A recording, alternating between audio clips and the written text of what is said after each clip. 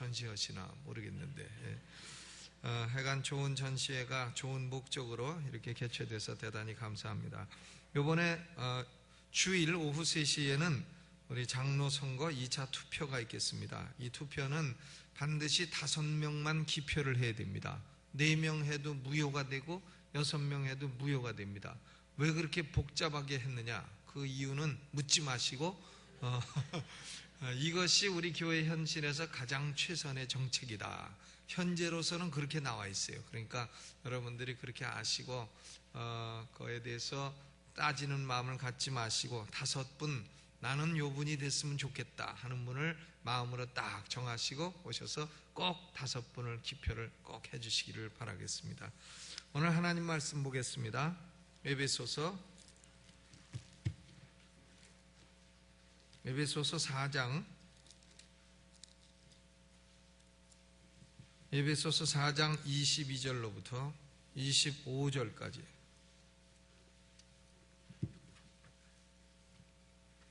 에베소서 4장 22절로 25절. 우리 함께 봉독하겠습니다. 22절로부터 시작.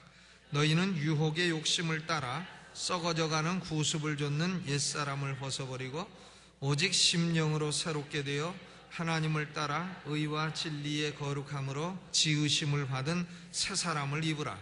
그런즉 거짓을 버리고 각각 그 이웃으로 더불어 참된 것을 말하라. 이는 우리가 서로 지체가 됨이니라. 아멘. 이는 우리가 서로 지체가 됨이니라. 그래서 오늘 말씀의 제목은 이웃으로 더불어 참된 것을 말하라 하는 제목으로 말씀을 드리겠습니다. 요사이 우리 한국을 가장 시끄럽게 하는 사건이 뭔지는 잘 아실 겁니다. 변시성을 가진 분과 신시성을 가진 분인데, 그런데 이 무슨 교수라고 하는 분이 무엇 때문에 전북을 이렇게 요동하고 있느냐면 그 사람이 거짓말을 했습니다. 학벌을 거짓말을 했다 하는 거죠. 예일대학에 박사학위를 받았다, 안 받고선 받았다, 이렇게 거짓말을 했다는 것이죠. 그런데 그분만 그런 것이 아니고 동일한 거짓말을 수없이 많은 사람이 하고 있다 하는 것이 속속 드러나고 있습니다. 어떤 분은요, 연세대학교 졸업, 이런 게 있어요. 이력서에. 그래서 뭘 졸업했나 했더니 연세우유 배달원 훈련을 받은 걸 연세대학교 졸업, 이렇게. 이게 거짓말이요, 우리 사회에 참 큰 문제가 되고 있다 하는 결정적인 증거입니다. 우리 사회가 거짓말이 너무나 일반화되고 있다. 그래서 이것이 결국은 곪고 곪아서 터진 현상이다, 이렇게 말할 수 있습니다. 그런데 거짓말은 우리 사회의 문제일 뿐만이 아니라 교회의 문제이기도 합니다. 어느 목사님이 이런 광고를 했습니다. 다음 주 설교는 거짓말에 대해서 하겠습니다. 마가복음 17장을 다 읽어오시기 바랍니다. 거기 거짓말에 대한 귀한 진리가 쓰여 있습니다. 그리고는 설교를 시작하기 전에 목사님이 질문했습니다. 마가복음 17장 읽어온 사람 손 드시오. 그러니까 교인들이 다 눈치 보다가 장로님부터 들고 다 손들더래. 그러니까 목사님이 참 표정을 이상하게 지으면서 마가복음은 16장으로 끝인데 어떻게 17장을 읽어오셨습니까? 여러분 마가복음 보세요. 16장이 끝이지. 그러니까 성도들이 다 거짓말을 하는 것이죠. 16장밖에 없는데 17장 읽어왔다고. 그리고는 거짓말에 대해서 생각해 봅시다 하고 설교를 시작했다는 그런 예화가 있습니다. 예화, 확인이 안 됐어요. 이 예화라는 것은 꼭 확인된 얘기가 아닙니다. 그냥 웃자고 한번 하는 얘기도 있고 그런 것이죠. 그리고 마가복음은 16장밖에 없다 하는 것을 명확하게 또 말씀드리기 위해서도 이런 예화를 드는 겁니다. 미국 사회에서도요, 거짓말 없이 사는 것이 얼마나 힘든가 하는 것이 영화로 표현이 됐습니다. 저는 한번 연극을 라이어라는 연극을 본 적이 있는데 이 연극과는 완전히 다른 영화가 있어요. 라이어라고 하는 영화인데 한번 보세요. 짐 캐리라고 하는 분이 그 주인공이라 하는데요. 제가 본 건 아닙니다. 그냥 읽은 거예요. 근데 이 라이어의 내용이 뭔가 하고 읽었습니다. 근데 변호사로 나오는 희극 배우 짐 캐리가 아들 막스의 생일에 꼭 일찍 집에 들어오겠다 이렇게 약속을 하고는 약속을 어기는 겁니다. 그러니까 이 아들이 기도를 합니다. 우리 아버지 하루라도 거짓말하지 않게 하여 주옵소서. 그랬더니 이 짐 캐리가 법정에서 변호를 하는데 이상하게 거짓말 하려고 그러면 하루 종일 그 기도가 응답이 돼서 진실이 나와가지고는 그만 재판이 엉망이 돼버렸다 하는 그런 얘기인데 거기까지만 나와 있어서 그 다음은 어떻게 된지 몰라요. 그런데 이것은 뭘 말하냐면은 거짓말을 하지 않고 24시간을 산다고 하는 것이 양심사회를 표방하고 있는 미국에서도 그만큼 어렵다 하는 것을 말하는 그런 영화인 것입니다. 그래서 저는 연극 라이어는 가서 봤어요. 연극을 봤는데 뭐 1시간 내내 거짓말만 하니까 나중에는 아주 머리가 복잡해져 갖고 아유 그런 연극은 안 보는 게 낫겠다 이렇게 생각하고 나온 적이 있습니다. 그런데 아무리 현실이 거짓말 없이 살기 어렵다 할지라도 성경은 거짓말을 허용하지 않습니다. 서울대학의 한 교수가 여론조사를 해봤더니 표본조사를 했더니 한국인은 73%가 한국 사회에서는 정직해서는 살 수가 없다 이렇게 대답을 했다고 합니다. 그러니까 한국인의 73%는 한국 사회는 어느 정도 거짓말을 해야 그런 사람이 유능한 사람이요 철든 사람이요 사회에 적응자라는 사람이다 이렇게 인식되는 사회가 우리 한국 사회라 그런 얘기죠. 그런데 우리는 제9계명에 거짓 증거하지 말지니라 하나님이 분명히 10계명 가운데 하나로 거짓말하지 말라는 것을 집어넣으셨습니다. 그리고 잠언을 보게 되면 처음부터 끝까지 거짓을 경계합니다. 잠언 6장 16절 17절에 여호와의 미워하시는 것 곧 그 마음에 싫어하시는 것이 6, 7가지니 곧 교만한 눈과 거짓된 혀와 무죄한 자의 피를 흘리는 손과 이렇게 돼 있어요. 그러니까 거짓된 혀는 하나님이 미워하신다. 또 잠언 12장 22절에도 거짓 입술은 여호와께 미움을 받아도 진실이 행하는 자는 그의 기뻐하심을 받느니라. 거짓 입술은 미움을 받는다 그렇게 돼 있어요. 잠언 20장 17절에 속이고 취한 식물은 맛이 좋은 듯하나 후에는 그 입에 모래가 가득하게 되리라. 사기를 쳐갖고 돈을 사기를 쳐갖고 많이 벌어갖고는 잔고를 늘리고 그리고는 맛있다 먹었는데 지금은 모래 같은 콩밥을 먹게 되었다. 그런 결과가 오게 됐다 하는 거죠. 또 잠언 21장 6절 속이는 말로 재물을 모으는 것은 죽음을 구하는 것이라 곧 불려다니는 안개니라. 거짓말해서 재물 불리는 것은 죽음을 구하는 것이라. 죽기를 작정한 사람은 그렇게 해라 그런 얘기입니다. 그럼에도 불구하고 우리 예수 믿는 사람들은요 때로는 하얀 거짓말을 정당합니다. 하얀 거짓말 있죠. 왜냐하면 성경에 하얀 거짓말을 해가지고 축복받은 사람이 두 사람이 있기 때문에 그래요. 두 사람 아시죠? 하나는 누구냐 하면은 애굽의 산파들이죠. 출애굽기 1장 17절 애굽 산파들이 바로 왕이 히브리 여인들에서 낳는 사내 아이는 다 죽여라 하니까 하나님을 두려워하여 사내 아이를 죽이지 아니하고 왜 안 죽였냐 하니까 히브리 여인들은 건장해서 우리가 가기도 전에 그냥 아들을 쑥 놔버립디다. 이래서 그만 낳은 걸 어떻게 죽입니까? 이래가지고 못 죽였다고 거짓말을 하니까 하나님이 그 산파들에게 은혜를 베푸셨다. 이 애굽의 산파들이 하얀 거짓말을 했어요. 또 하나는 여호수아서 2장 4절 5절에 이스라엘의 정탐꾼 2명을 숨겨두고 그리고 싹 도망가게 하고서는 거짓말한 사람 누굽니까? 기생 라합. 기생 라합. 이 기생 라합을 하나님이 축복하셔서 여리고성이 멸망받는 데서 건져주셨습니다. 그러니까 요 애굽의 산파들과 기생 라합 요 두 가지 경우 때문에 우리 그리스도인들이 때로는 거짓말을 하고도 라합도 그랬는데 애굽 산파도 그랬는데 여러 것은 정당화할 가능성이 있다는 것이죠. 그런데 이 두 가지 경우는 다 동기가 뭐냐면 여호와 하나님을 두려워하는 동기요, 여호와 하나님을 믿으려 하는 동기요, 이런 아주 순수한 신앙적인 동기로 이렇게 한 것이고요. 이런 동기가 아닌 경우의 거짓에 대해서는 성경은 조금의 허용도 없는 것입니다. 오늘 에베소서 우리가 읽은 본문에도 옛사람과 새사람이 대비되어 있습니다. 옛사람은 어떤 사람이냐? 22절, 너희는 유혹의 욕심을 따라 썩어져가는 구습을 좇는 옛사람을 벗어버려라 그랬습니다. 옛사람은 유혹의 욕심을 따르는 사람이에요.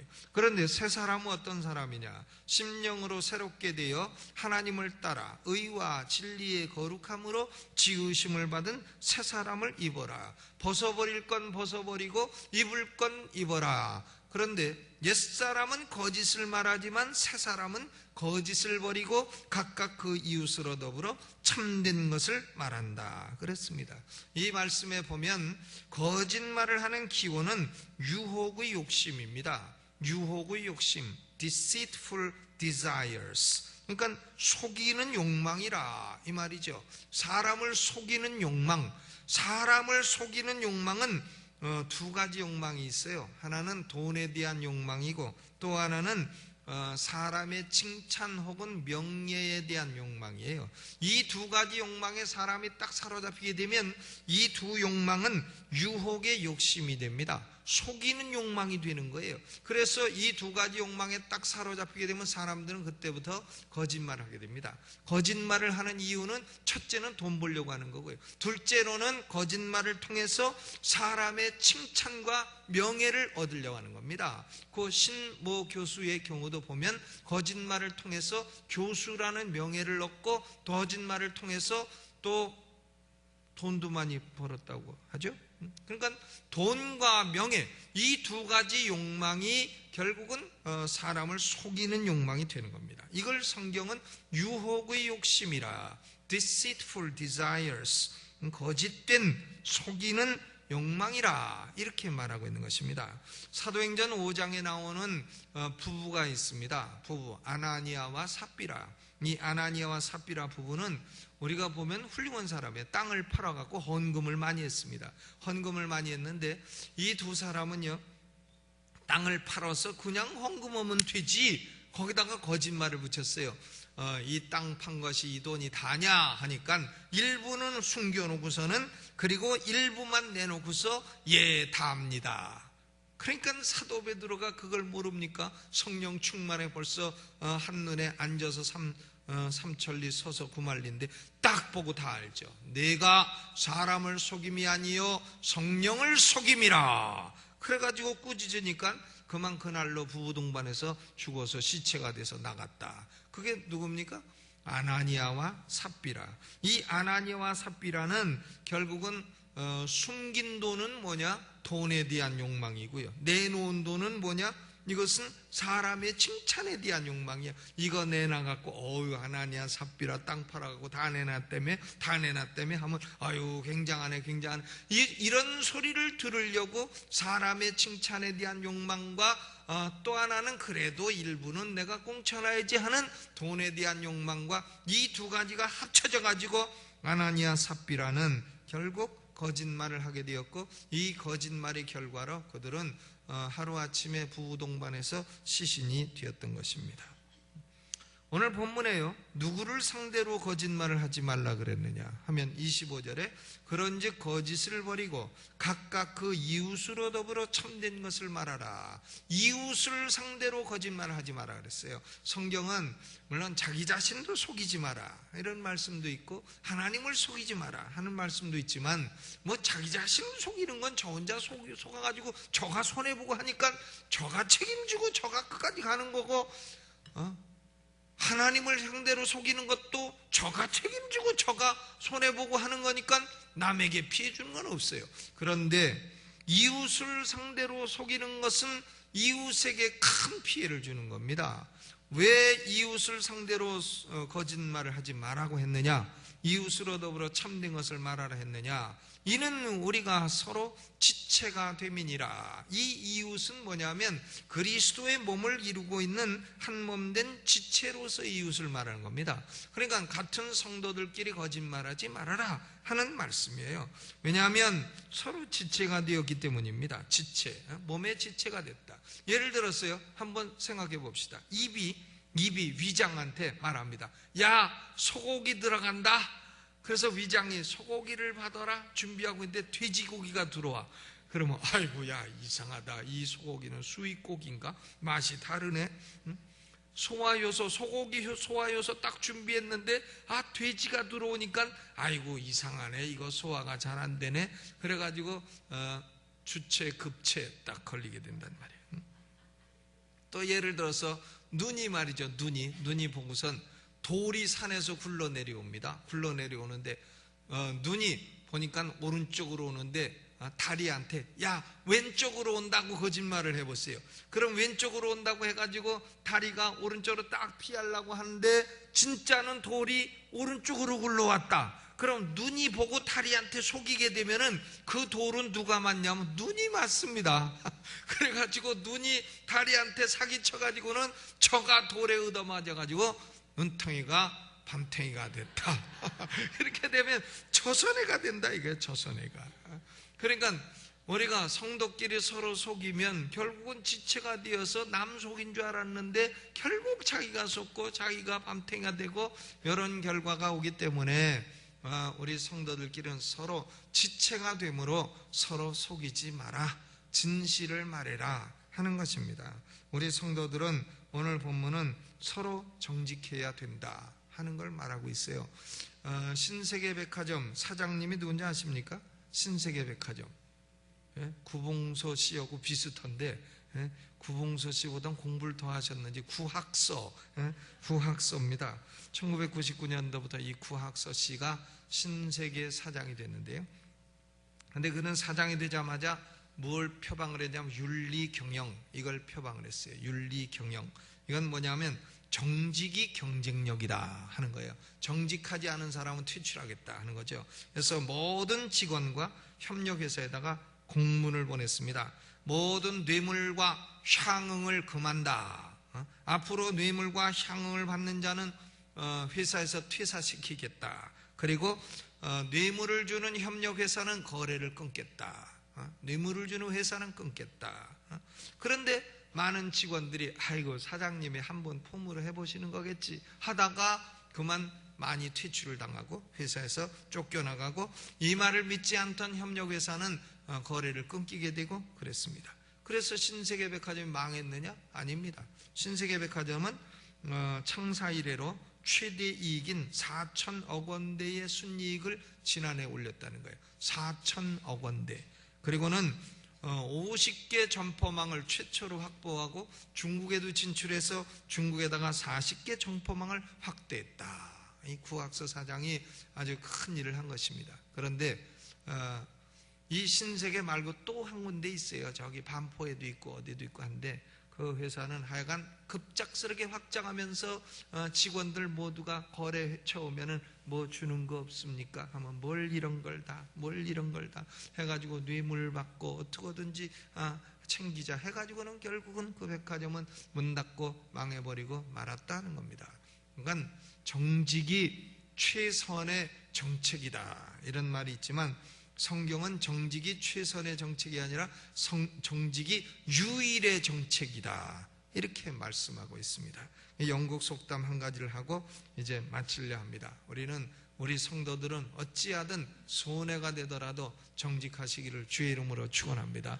정직하면 그때 그냥 혼나고 마는 거예요. 저는 군대에 있을 때 공군 소위 때요. 소위들은 훈련받을 때는 부대밥을 먹어도 돼요. 그런데 임관하면은 부대밥 먹으면 안 됩니다. 그런데 하루는 제가 짬밥이요, 짬밥. 이거 맨 처음 가면 냄새나서 못 먹지만 이거 5달을 먹고 나면은 짬밥 냄새가 나중에 향긋해집니다. 그래가지고 가서 이제 밥을 먹는데 어느 날은 짬밥 냄새가 너무 향긋하게 나가지고 가서 대식당 가서 한 그릇 달라 그랬죠. 그러니까 주더라고요. 그래서 앉아서 먹고 있는데 사령관이 마침 순시를 와가지고는 제 앞에 와서 딱 쓴 거예요. 사령관 별 둘. 사령관이 오더니 너 누구야? 그래서 딱 일어나서 예, 소위 피영민입니다. 그랬더니 너 왜 여기서 밥 먹어? 소위가 여기서 밥 먹게 돼 있나? 그러더라고요. 그래서 예, 훈련 시절이 생각나서 한 그릇 먹고 싶어 먹습니다. 그랬더니 먹고 싶어 먹는다는데 뭘 어떻게, 눈을 꾸벅꾸벅 하더니 가더라고. 그냥 사령관이 그냥 가요. 그래서 별일 없었어요.